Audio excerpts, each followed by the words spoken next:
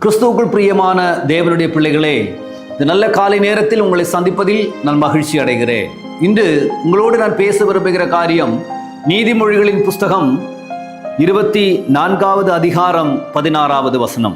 நீதிமான் 7 தரம் விழுந்தாலும் திரும்பவும் எழுந்திருப்பான். ஆம் தேவனுடைய பிள்ளைகளே, இன்னைக்கு வேதம் சொல்கிறது நீதிமான் 7 தரம் விழுந்தாலும் எழுந்திருப்பான் என்று வேதம் சொல்கிறது. இன்னைக்கு பாருங்க, நம்ம சில இடத்துல விழுந்து கிடக்கிறதை நான் பார்க்க முடியும். எழும்ப முடியாம நம்ம எழும்புன்னு நினைச்சாலும் நம்ம சேர்ந்து இருக்கிறவங்க சொல்லுவாங்க, நீ எல்லாம் இனி எங்க சரியாக போற, நீ எல்லாம் விழுந்து போயிட்ட அப்படி சொல்லுவாங்க.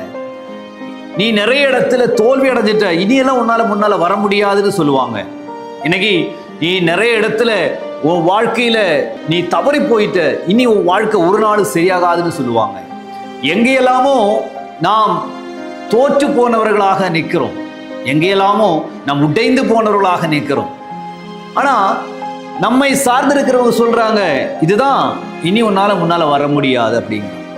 இனி ஒரு காலமும் நீ எதை செய்தாலும் சரியாகாது, உன்னுடைய கிரியைகள் எல்லாமே தவறா இருக்கிறது, உனக்கு முன்னேறவே முடியாது, உன் நேரம் சரியில்லை அப்படிங்கிறாங்க. சிலவங்க சொல்றாங்க உன்னுடைய ராசி சரியில்லை அப்படின்னு சொல்றாங்க, உன்னுடைய நாடு சரியில்லைங்கிறாங்க. என்னெல்லாமோ சொல்லி நம்மை அவதிப்படுத்தி கொண்டே இருக்கிறாங்க, நம்மை சிறுமைப்படுத்தி கொண்டே இருக்கிறாங்க, நம்மளை வேதனைப்படுத்தி கொண்டே இருக்கிறாங்க. ஆனா வேதம் சொல்கிறது, நீதிமான் விழுந்தாலும் 7 தரம் விழுந்தாலும் அவன் திரும்பவும் எழும்புவான் என்று. ஆமென். இன்னைக்கு அந்த வார்த்தையை வாசிக்கிற பொழுதே தேவனுடைய மகிமை அப்படியே இறங்குறதை நான் பார்க்க முடியும். ஏன் கேட்டா, ஆண்டவரோட சமூகத்துல மட்டும்தான் எனக்கு சொல்ல முடியும், ஆண்டவரே நான் விழுந்துட்டேன், ஆனா எனக்கு எழும்பணும் ஆசையா இருக்கு அப்படின்னு நினைக்கிறீங்கன்னா, ஆண்டவர் சொல்லுகிறார், உன்னை எழும்பி நடக்க பண்ணுவார், அவர் கூட இருக்கிறார். உங்களுடைய எல்லா காரியங்களிலும் உங்களை எடுத்து நிறுத்தி, உங்களுடைய தவறுகளை எல்லாம் மன்னித்து, உங்களை திரும்பவும் அதே இடத்திற்கு நிறுத்தி வைக்க அவர் நல்லவராக இருக்கிறார். இன்னைக்கு நிறைய காரியங்கள் சொல்லியிருக்கிறார், சொல்ல நான் கேட்டிருக்கிறேன். நான் எல்லாம் ஸ்கூல்ல படிக்கிற பொழுது எங்கேயோ நம்ம ஃபெயில் ஆயிட்டோம்னா திரும்பவும் அந்த பரீட்சை எழுதி நான் முன்னால வர முடியும். ஆனா குடும்ப வாழ்க்கையில மட்டும் நம்ம தோத்து போயிட்டோம்னா திரும்ப வர முடியாது அப்படி சொல்றாங்க. உன்னுடைய பிசினஸ்ல தோத்து போயிட்டு திரும்ப வர முடியாதுன்னு சொல்றாங்க. உன்னுடைய மற்ற காரியங்கள் எல்லாம் தோல்வி அடைஞ்சா திரும்ப வர முடியாதுன்னு சொல்றாங்க.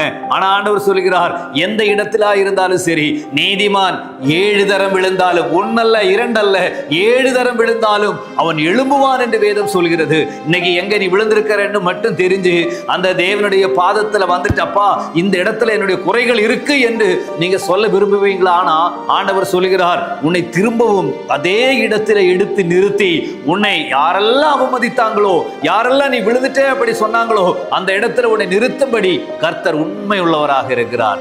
நான் இந்த வேத பகுதி எல்லாம் வாசிக்கும் பொழுது கர்த்தர் எனக்கு கொடுத்த ஒரு தரிசனத்தை நான் உங்களிடத்தில் சொல்ல விரும்புகிறேன். தாவீதை பார்த்து கர்த்தர் சொல்லுகிறார், அவன் என்னுடைய மனதிற்கு ஏற்ற, அவன் இருதயத்திற்கு ஏற்ற மனிதன் என்று சொல்லுகிறார்.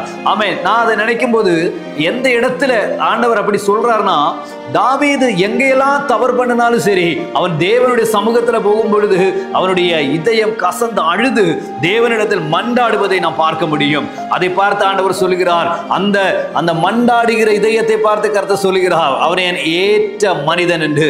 இன்னைக்கு உங்களை பார்த்து ஆண்டவர் சொல்லுவாரு, அவன் விழுந்தத இடத்தில் இருந்து திரும்ப எழும்பி வரும்படி விரும்புகிறவன் அவன் தேவனுக்கு ஏற்ற மனிதனாய் கர்த்தர் உன்னை எடுத்து நிறுத்தி பயன்படுத்த கர்த்தர் உண்மை உள்ளவராய் இருக்கிறாருங்க. இன்னைக்கு நீங்க எந்த இடத்துல விழுந்துட்டீங்கன்னு மட்டும் நீங்க நினைச்சு நீங்க எழும்ப விரும்பினீங்கன்னா, ஆண்டவர் உங்களை எடுத்து நிறுத்த அவர் வல்லவராய் இருக்கிறார். உங்க நண்பர்கள் அவர்கள் விட்டுட்டு போகட்டும், உங்களுடைய உறவினர்கள் அவங்க விட்டுட்டு போகட்டும், நீங்க யாரெல்லாம் சார்ந்து இருந்தீங்களோ அவங்க எல்லாம் விட்டுட்டு போட்டு, நீ விழுந்துட்டேன்னு உன்னை எடுத்து உயர்த்துகிற தேவன் அவர் உண்மை உள்ளவராய் இருக்கிறபடியினால் உன்னை எடுத்து நிறுத்த அவர் வல்லவராக இருக்கிறார். நான் உங்களுக்காக நான் ஜெபிக்க விரும்புகிறேன். நீங்கள் சேர்ந்து ஜெபிப்பீங்களா?